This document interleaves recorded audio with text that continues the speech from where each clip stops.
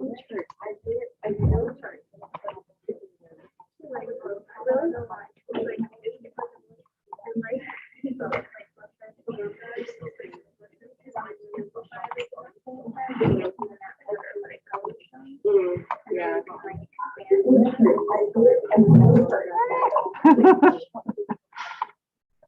Yeah, I don't know.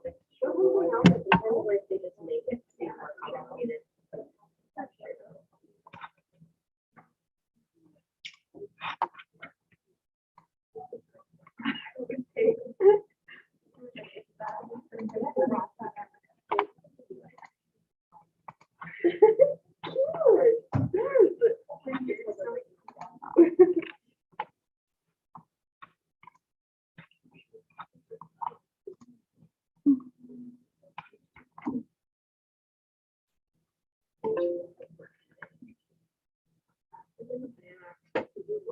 Again. Oh, it's like, no, it's still really bad. Okay, so tonight I'm on tomorrow morning I'm on med, which I'm fine with. And then Sunday I'm sworn in the back. But I'm like, so I'm not Okay. Right. Okay. So we're gonna kick off today, and we are finally back on schedule, by which I mean we've been ahead of schedule until now. So now we're linking back up with our course schedule. I don't know if anybody looks at that other than me, but I look at it every day. Reminder that you have a quiz opening today, due on Monday. So today, there's one question on today's material, but the rest of it will come from Monday and Wednesday. So make sure to look back at your capillary notes and your Starling forces before you take that quiz. You should expect to see them. So when we left off last time, we're talking about the fact that in the capillaries, we have more filtration happening on the arteriolar end of a capillary than we have absorption happening on the venous end of that capillary. So we have on that 3 liters of fluid that's getting filtered into the body, but we don't just swell and swell and swell day after day. We do return that fluid to the circulation. And the way we do that is through the lymphatic system. The lymphatic system is not a large part of this course, but it is important to know about, and I am sure you will see it again in the future. So the lymphatic system is a system of vessels, just like blood vessels, but what's flowing inside the lymphatic system is lymph rather than blood. So it's a fluid, it just doesn't have red blood cells in it, basically. So we have this system of vessels. It has nodes, so that's kind of a unique feature of lymph vessels of the lymphatic system. We have some lymphatic organs as well involved. So what we care about right now with relationship to the cardiovascular system is that one of the big functions of the lymphatic system is to return that fluid, that excess fluid that we filtered out of the blood, back into the circulation. So the way it does that, by having a system that starts at the capillaries. So you'd have lymphatic veins and lymphatic capillaries right alongside the normal capillaries for your cardiovascular system. And they then move the lymph, that fluid that they're soaking up, that extra filtrate that has filtered into the body, and suck it into the lymphatic capillary, into a lymphatic vein, which goes up and up and up, drains into your thoracic duct, which then goes into around your subclavian vein. Don't think you guys are there yet in lab, but you'll see it. And empties it ultimately back into the heart, that fluid. So this is the way those extra 3 liters get back into circulation. So the lymph moves the same way through a lymphatic vein, the way blood flows through other veins. So we're thinking about those pumps, the skeletal muscle pumps, the respiratory pumps. Thinking about valves. So the process is the same. The reason I say I expect you will hear about it in the future, in future courses you may take, is that A more familiar role of the lymphatic system is part of the immune system. So in those lymph nodes, as this fluid is flowing through those lymph nodes, there are collections of macrophages, of immune cells, able to also detect pathogens, basically. And I'll also actually talk about it when we get to the digestive system. The lymphatic system is also involved with absorbing lipids, but we don't have to worry about that right now. So here's what it would look like. All right, so here we have our normal capillaries, our cardiovascular system, systemic capillaries. And here we see those lymphatic capillaries right next to those systemic capillaries. So we'd have fluid being filtered into this interstitial space, right, into the interstitial fluid on the arteriolar end. And then we have these little ends of the lymphatic capillaries, and we'll see that fluid travels into the lymphatic capillary and then circulates through the lymphatic system. That's really all we need to know about lymph for now, because the point of talking about the lymphatic system now is really just to be aware that there are some other tubes and vessels in the body, and to understand that we really are conserving the volume of fluid in your body. We're not having any sort of leaky points here.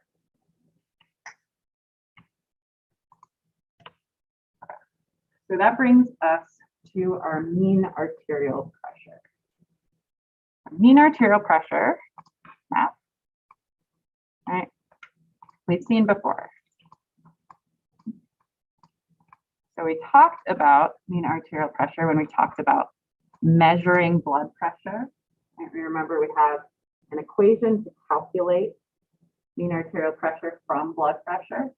And we're adding the systolic pressure plus twice the diastolic pressure and dividing by 3 to give us this weighted average.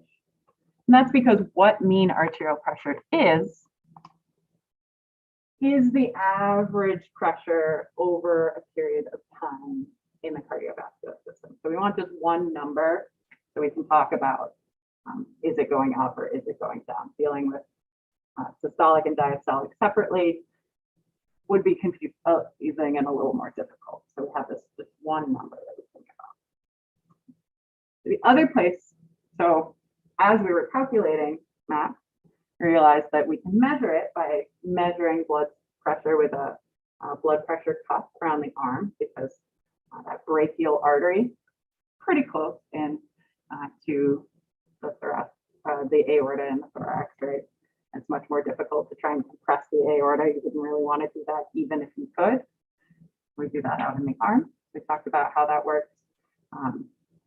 Balancing pressure in that blood pressure cuff, slowly letting off that high pressure until pressure in the cuff meets systolic pressure when we start to hear noise. So that was our first sound. Continuing to drop pressure in the cuff until we lose sound when we have smooth laminar flow. So that's our diastolic pressure. So that's one thing we talked about when we were talking about MAP. The other place we've seen it is in relationship to cardiac output and resistance, right? So one of our reshapings of that flow equation, right? Our flow was our difference in pressure over our resistance, right? So MAP is one of the physiological measurements that we can sub in here. So we saw that we can put MAP in as our pressure if we're talking about the body.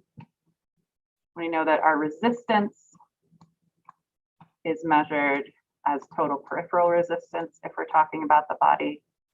So that's the TPR, due mainly to our arterioles and their ability to regulate their radii. And that flow in the body, what we would actually measure is cardiac output. So now we're thinking about these same factors, but instead of thinking about the effects of resistance and pressure on flow, we're going to be thinking about it kind of in the opposite direction. We're going to be thinking about the effects of resistance and flow on pressure. because we can vary any one of these factors and talk about how it affects the others. So if we did the math out to reshape this equation, we would see that mean arterial pressure is really just the heart rate, so how many beats per minute, multiplied by the stroke volume. So how many liters of blood are coming out of the heart in any one beat. That gives us our cardiac output, so that's that flow part. And then we would multiply that by the total peripheral resistance, and that would give us our mean arterial pressure. So just those three things multiplied together determine the mean arterial pressure, which is ultimately a measure of blood pressure. As we talk about MAP, what we're really focusing on now is how we can regulate it, how we can change it, how we can know it's changing, why it might change. Because we've all been to the doctor, had our blood pressure measured. I'm sure everybody has a relative or a friend who has to worry about their blood pressure, has to try and keep it under control. These are things that are important to patients, to people living their lives. So we're going to see that you can regulate that mean arterial pressure through neural control. So through our nerves, we're going to expect to see our autonomic nervous system come back, especially those sympathetic nerves. We can also regulate mean arterial pressure through hormonal control. Some of that hormonal control will involve water balance. We're going to start out by thinking about how we can sense changes in pressure in the first place. So when we start talking about determining mean arterial pressure, we first want to think about how our body knows that we have high or low blood pressure. And that's going to be the role of these things called baroreceptors. So like a barometer, baroreceptors measure pressure. So they're measuring pressure in your bloodstream. And sometimes we think of them as volume receptors. And when we say we think of them as volume receptors, that means we can also kind of think about volume as linked to the amount of blood in the system. So we have baroreceptors in the aorta coming directly out of the heart. We also see them in the carotid sinus, which you'll see in lab when you get to the neck, because those are important points to know what the flow is like. So the aorta, that flow, that cardiac output going into the aorta, going into your whole systemic circuit, right? So the flow in the aorta is really important because that's going to determine whether your organs are getting enough blood flow. The carotid sinus going up into your neck, helpful that we have one up there as well. The blood flow to the brain is super important. So it's like your body is double checking that your brain is also getting enough blood flow. Okay. So here we have a diagram of the aorta, and we're showing different factors that can affect the pressure in the aorta. All right, so our mean arterial pressure, ideally, we would measure in the aorta, because technically that's what it's a measurement of. So MAP is the pressure of this blood in the aorta out on the walls. And we'll see that that is actually what our baroreceptors are measuring. They kind of get stretched out as there's more what we refer to as distending pressure. So these arrows pushing the wall out, distending it, expanding it, we might refer to as distending pressure. Yeah, just making sure that you have heard that word once before in case you hear it again. Okay. So we have our blood pressure here, our MAP, our mean arterial pressure. We increase blood flow. So we're putting more blood into the aorta.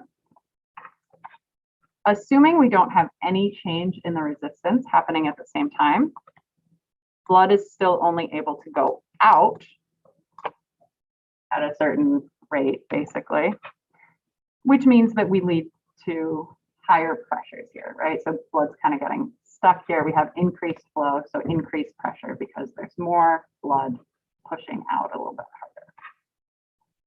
So that shows us that So our mean arterial pressure is equivalent to our heart rate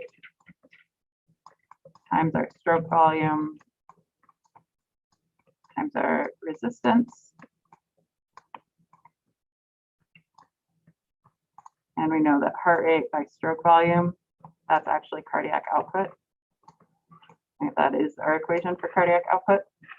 So what we're saying here is if we increase our cardiac output and don't do anything to our TPR, we're going to increase our mean arterial pressure. That's all we're demonstrating here.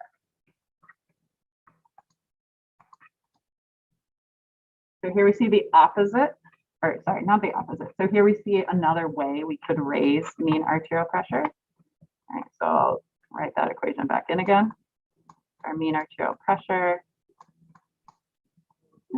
is our heart rate by our stroke volume, and that is our cardiac output times our total peripheral resistance. So it is also the case that if we keep cardiac output constant but raise resistance, anybody want to remind me how we could raise TPR, total peripheral resistance?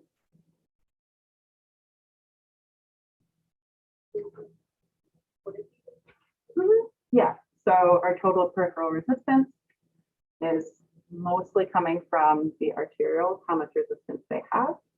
So if we constrict our arterioles, we do vasoconstriction, their radius is getting smaller, which means resistance is going up.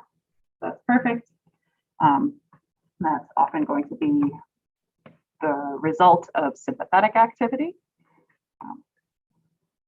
I'm trying to tie us back to previous concepts because if you have not looked at your schedule, we have an exam coming up in about a week. So we're going to try to be remembering these previous concepts as well. We do have a review day, but best to kind of weave it in now.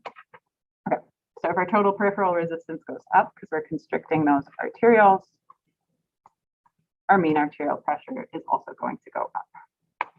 And so this is demonstrating to us that the reason for that is that we have the same amount of blood coming into the aorta. All right, so here's our cardiac output going into the aorta, but it's trying to emphasize that because resistance is increased here, we're basically kind of blocking this outflow a little bit. We've constricted this down, so not as much blood is able to get out.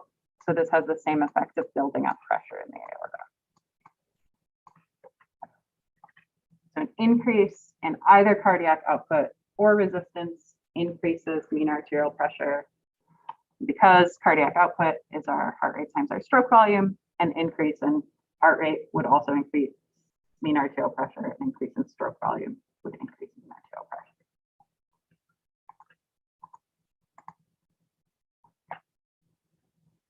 So we're regulating our mean arterial pressure largely through regulating arteriolar radius if we're talking about our total peripheral resistance. The other way we're going to be regulating our mean arterial pressure is by controlling the heart and controlling cardiac output. So extrinsic control here is going to refer to neural control. So think sympathetic nerves or hormonal control. Think epinephrine, think our stress response that we talked about in A&P 1.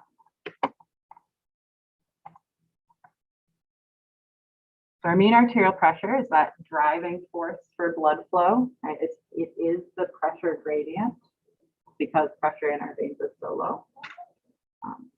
So as we're driving this blood flow with mean arterial pressure, this means that mean arterial pressure is really important for normal function because if it drops, this means we don't have as much pressure forcing blood through the cardiovascular system, which means our organs aren't going to get as much blood.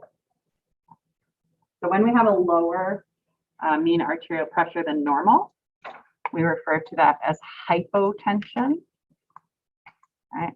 So hypo meaning low, tension referring to the pressure. So hypotension, low blood pressure, a lower than normal mean arterial pressure. And this is going to cause inadequate blood flow to tissues. So we're going to see that hypotension in particular is going to be regulated rather quickly. Your body is going to respond to sharp drops in blood pressure as quickly as it can, because this is kind of an immediate problem. High blood pressure, or a higher mean arterial pressure than normal, is referred to as hypertension. So hyper for more, for a lot, tension again for that pressure.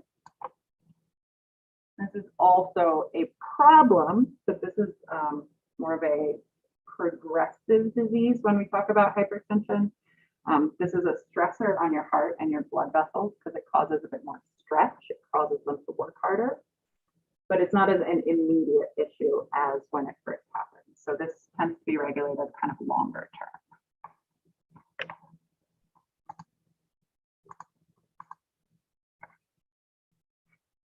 I'll take a second to read this question and choose your response.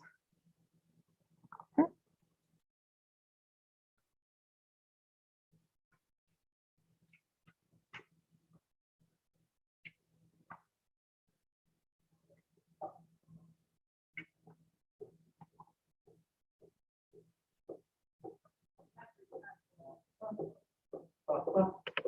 Yeah.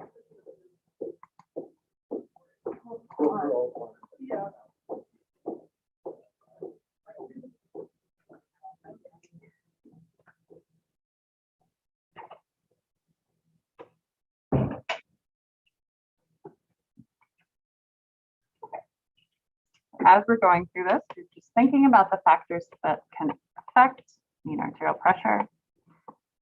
So we check heart rate. Does heart rate affect mean arterial pressure? Yes or no? Yep. What about stroke volume? Yep. What about resistance? Perfect. Yeah, so we don't have to go any further, but always good to read all the answers, right? So for this one, we have heart rate, stroke volume, and cardiac output, which all do affect mean arterial pressure. But here the problem is that we're missing total peripheral resistance, right? So missing CPR.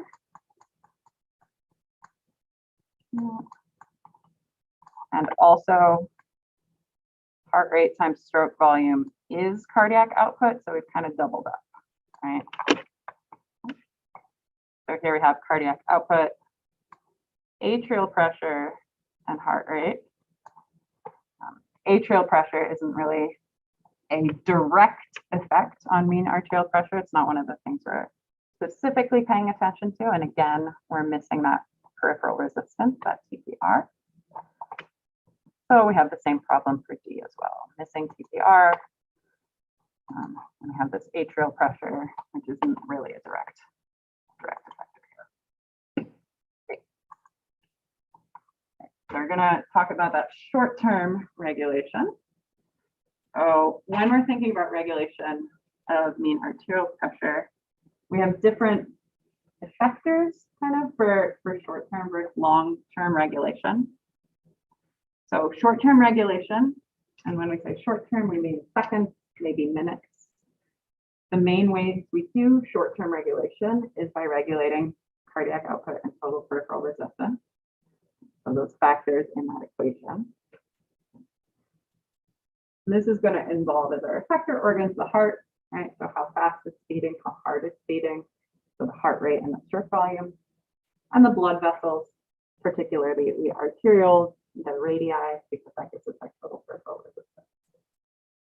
Now these are primarily under neural control. I told you that short-term regulation is often linked to hypotension. Anybody want to take a stab at what part of the nervous system we're going to expect to see mostly when we're thinking neural control and short-term regulation?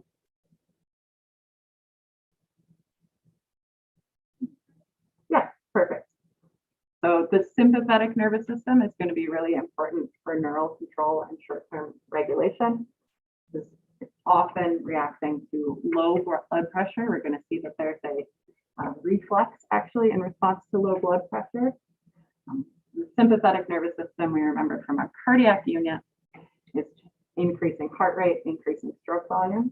Right? So that's increasing our cardiac output.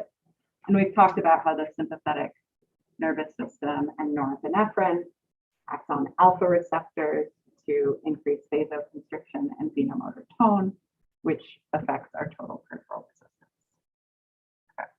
Okay. So that is what we will be talking about first. Then long-term regulation, having maybe minutes, maybe days. The way we're doing long-term regulation, really through regulating blood volume. So regulating how much fluid you're excreting controls how much fluid stays in the blood, as we'll talk about when we get to the kidneys and the renal system. So this provides longer term control because it's about that amount of fluid. It's not this sort of immediate reaction with the nerves and the muscle. So it's kind of slower, long term. This is primarily under hormonal control. Our hormones have to get into our bloodstream and circulate around, which is also a longer process than a nerve going directly to one of our effector organs. The mean arterial pressure is what we refer to as a regulated variable. So you remember way back to like the first day of A&P 1, we were talking about homeostasis and regulated variables and set points. So that's what we're kind of calling back to when we say that mean arterial pressure is a regulated variable. So when we're thinking about homeostasis and regulated variables, we had these little loops, these little chains of actions that we were thinking of.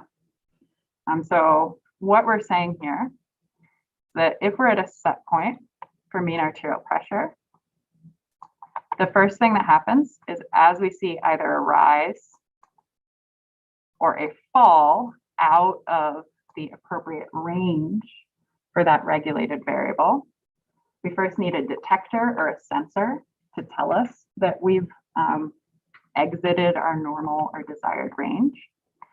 Our detector here to tell us we're not at the right mean arterial pressure is our baroreceptors. So we have our sensor or our detector.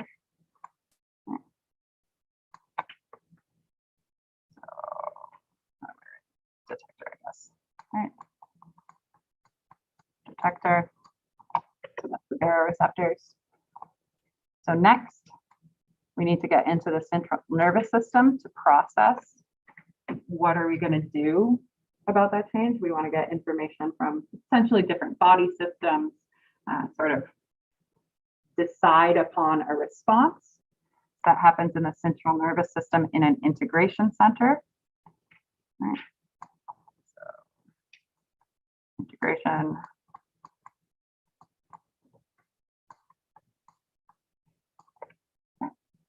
So in the case of mean arterial pressure, our integration center in the CNS is in the brainstem, specifically in cardiovascular centers in the medulla oblongata, which we'll take a look at. So after we create a decided response here in the brainstem in that integration center, our controller is the autonomic nervous system. So it's sending the response out basically. So this is our controller.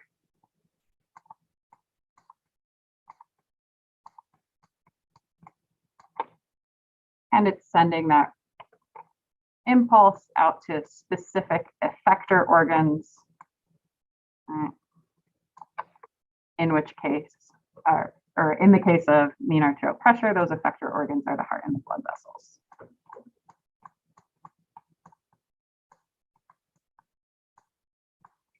The reason I'm drawing this little flowchart at the bottom is I think we had a figure like this in our first set of PowerPoints way back when. So we're trying to tie that together. But this is all a flow, a sort of cascade of a response in order to create this negative feedback loop. These effector organs are going to pull blood pressure back up if it's dropped, basically, or the opposite. If it's gone too high, it can bring it back down. But really, this neural loop is really mainly dealing with drops in blood pressure.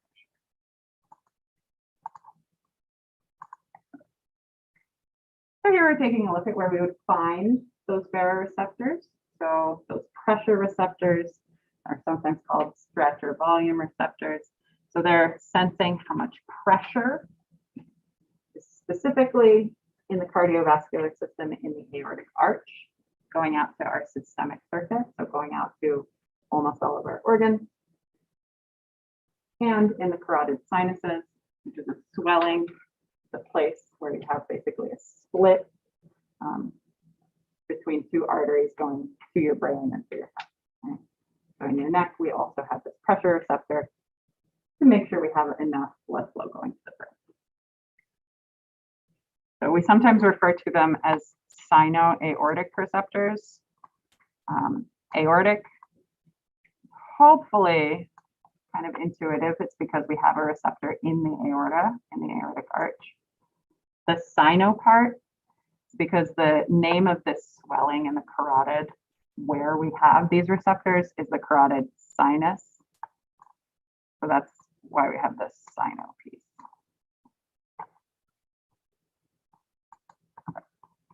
So the way they work is that as we increase pressure, right, as we increase mean arterial pressure, this increases the pressure pushing on the walls of our blood vessels. So our example that we keep using is the aorta, because there is a receptor in the aortic arch. So if they were creating this pressure, pushing on the walls of the aorta, distending it, so distending, expanding, we might refer to this as distending pressure. And this stretches out that wall. Now the structure of these baroreceptors, but they have basically little sensors embedded in the walls of the aorta. And when those walls stretch, that means the sensors are also stretching. So that's how they can tell. They're basically experiencing physical stretch as the pressure increases. What they do in response is that they speed up the frequency of action potentials going up to the nerves in the brain in these cardiovascular centers. So your brain knows, your brainstem knows that there's been an increase in pressure because we have a change in the frequency of action potentials. Their cardiovascular control centers are in the medulla oblongata. So they're largely taking information from the baroreceptors, but they're linked to other parts of your brain as well. We think about them as an integration center for blood pressure regulation, because then they send out signals to different parts of your body, different systems that may be needed to assist in the regulation of blood pressure. And the main place for sending those signals is to our autonomic nervous system. Okay. Remember, our autonomic nervous system, we think about autonomic as kind of automatic. So it's the things you maybe don't notice so much. We divided that from our somatic nervous system going out to muscles specifically. Okay. And our autonomic nervous system had two branches. At the parasympathetic, the rest and digest side. It had the sympathetic division, which is the fight or flight side. So both are going to be involved in regulating the heart, and therefore both the parasympathetic and the sympathetic do have effects on mean arterial pressure. Some of these things we've talked about before. So for the parasympathetics, remember that things that parasympathetics can do basically slow down heart rate if they increase activity. So they're mainly doing this by affecting the sinoatrial node, which you remember was in the right atrium. Right? They also affect the AP node a little bit, but their effect is to decrease heart rate if we increase parasympathetic input.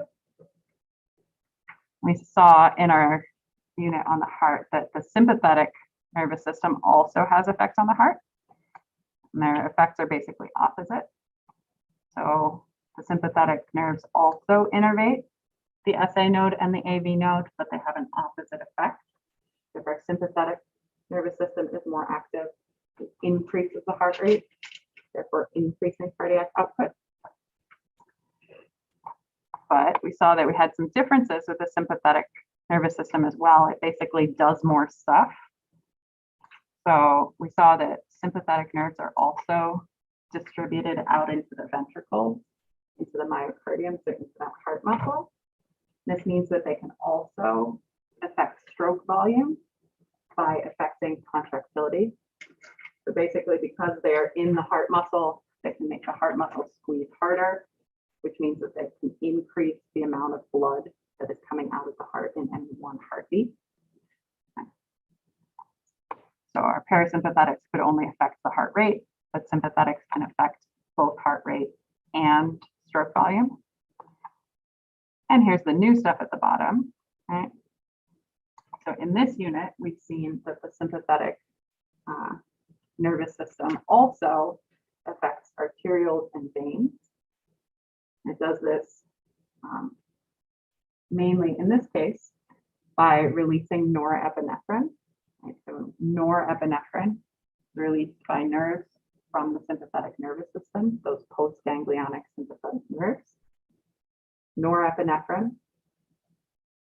is received by our alpha adrenergic receptors. Those alpha adrenergic receptors cause smooth muscle to contract. In an arteriole, we call that vasoconstriction. We think about its main effect as being an increase in resistance because the radius has decreased, so resistance increases. And in the veins, they have a similar physical effect. So we still have alpha receptors, we still have some constriction, but in this case, we refer to it as an increase in venomotor tone. So this increase in venomotor tone, basically through its changes to pressure, increases return to the heart, which in turn increases cardiac output. Right. So that's what we talked about last time, the veins. So here's what these loops would look like. Okay.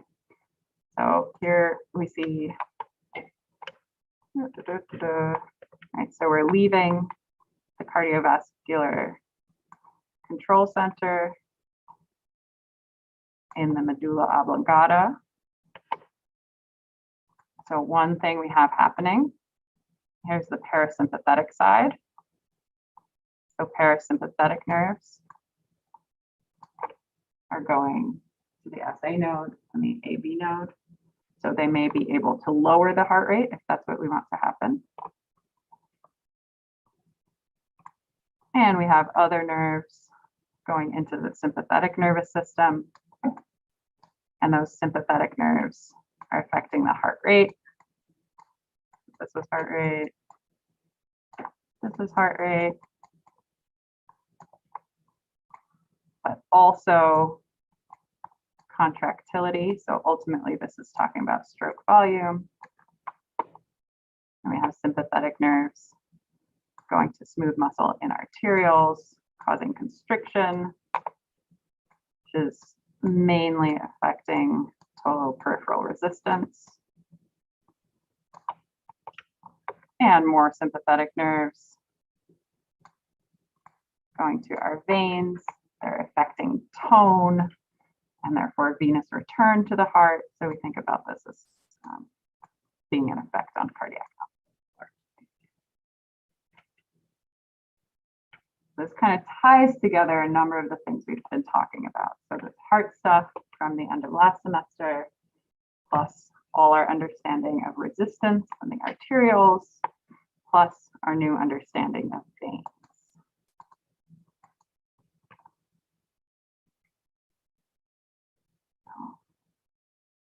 Zooming back out and thinking big picture,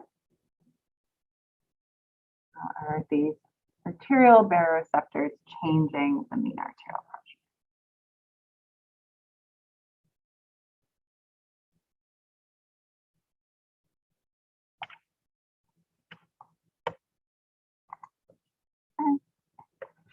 So let's start at the top.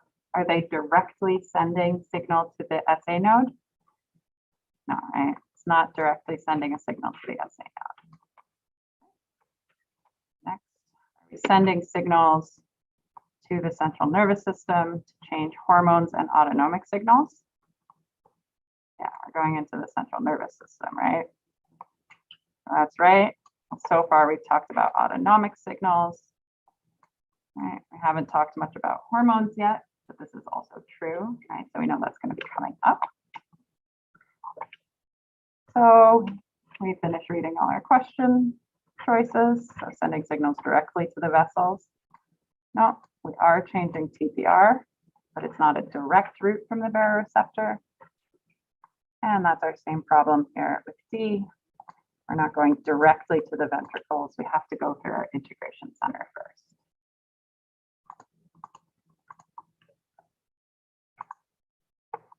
All right, flowchart time.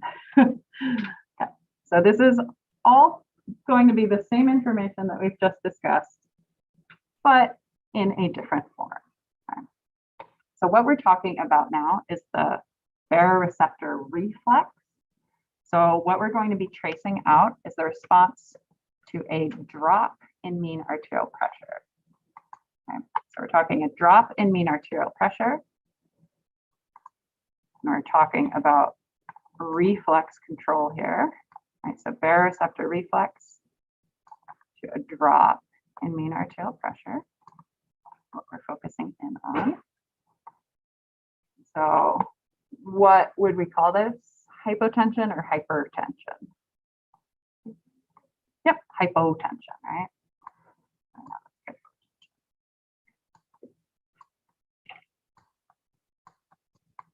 Okay. So a drop in mean arterial pressure is first going to go to those arterial baroreceptors in the aortic arch and in the carotid sinus. And as we have this drop in mean arterial pressure, those baroreceptors are going to slow down the action potential just by sending to the central nervous system. Okay. John, you maybe asked a question about this at one point about receptors, probably 2 or 3 months ago. But the way these receptors are working, right, is that they're always sending action potentials up to the brainstem, up to the medulla oblongata, and we just perceive changes by whether that signal speeds up or whether it slows down. So they're going to slow down. They're going to drop the frequency of the action potential going into the central nervous system, telling us we have a drop in blood pressure.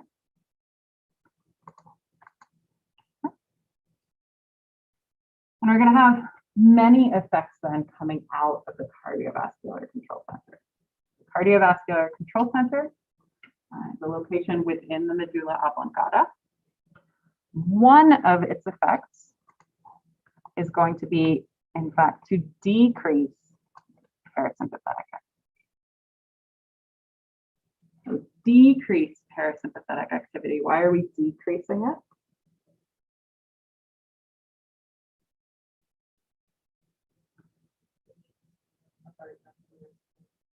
Exactly. Yeah. So parasympathetics are what keeps our heart rate low. So when we decrease parasympathetic activity, it ultimately increases heart rate, right? So we're trying to speed up the heart, not slow it down. So we have a decrease in parasympathetic activity, which increases action potential frequency in the SA node, right? Because this is a trade-off, which ultimately increases heart rate. Right, so we like released the suppression of heart rate. Okay. So the other thing that we're doing with our autonomics, sending the signal out of the cardiovascular control center, we're increasing our sympathetic activity. So here's where it's helpful to remember that parasympathetics were sympathetics, kind of like a dimmer switch from one end to the other, right? They're always both a little bit active. It's just which side are we closer to? So we've decreased parasympathetics, increased sympathetics. which means one of our effects is going to go back into that SA node and also increase heart rate. Right, so we're having that fight or flight effect on heart rate. The reason for that is we've turned off the rest and digest a little bit. We've turned up this fight or flight. But sympathetic activity does more things. So we're also increasing contractility of the ventricular myocardium, aka we're making the ventricles, the heart muscle, contract harder, which means it's going to expel more blood. So it's going to increase our stroke volume. And also go to the veins. We're increasing venomotor tone. So increasing venomotor tone means we're making those vein walls a little bit more tense. They're a bit more tense, which means we could think about this idea of compliance, right? Remember, veins in their regular state are highly compliant. Arteries are low compliance. So when we tense up the walls of the vein, they become a little bit more like the arteries. So their compliance goes down. And what that means fundamentally, when we have low compliance, it means that it's easy to make pressure go up. Right. So we have a rise in venous pressure because of that lowered compliance. Increases our end diastolic volume. So that's kind of a measure of the return of blood to the heart, how much blood is filling into the heart at the end of its relaxed phase, at the end of diastole. And if we have more blood in the heart, when it contracts, more blood comes out of the heart. So that's also an increase in stroke volume. And finally, what do you think is going to be this last arrow for the sympathetics? Yeah, we're going to be thinking about our arterioles and vasoconstriction. Perfect. Our arterioles are responding to increased sympathetic activity by having that smooth muscle constrict. Right? Smooth muscle is constricting. And here is important to realize when we say we're having increased vasoconstriction, we're talking about generally here, because we did talk about the fact that we have slightly different responses in the skeletal muscle. But we have increases in total peripheral resistance because of this general vasoconstriction. All of these factors increase the mean arterial pressure. And as we increase the mean arterial pressure, we have a negative feedback loop, right? So now that it's higher, those baroreceptors are going to speed back up. They're going to go back towards their normal rate of signaling to the brain. So this response will stop once we're back up to our set point or our appropriate range. We're going to leave off here for today. Next time we'll pick up with hormonal regulation.